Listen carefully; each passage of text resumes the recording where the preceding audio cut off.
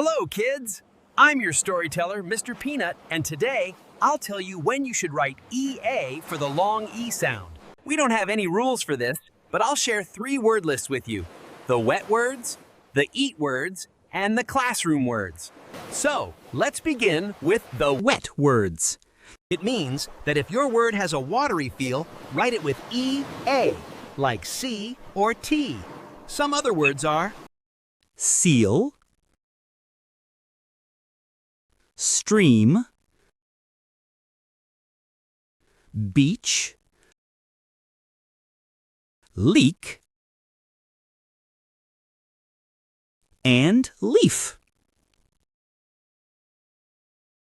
The second word list is of eat words. It means you can use EA in words that we can eat. For example, peas,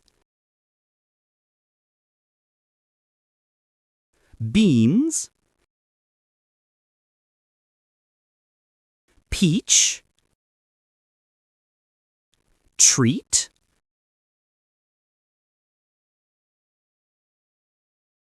meat,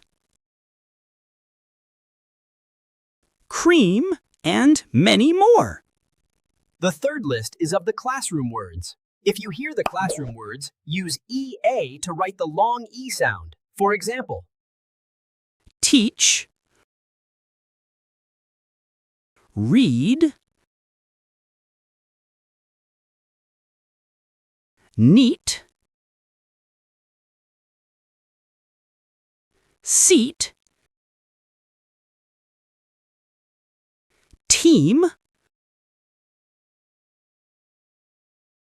leader, and many more. You can find them in your Spelling Stories with Mr. Peanut workbooks. Still teaching spellings with the old, boring methods? Time for a change now. Let's not teach kids spelling, but tell them stories to remember the rules with the help of Spelling Stories with Mr. Peanut. Order your set today to give your children the best they deserve.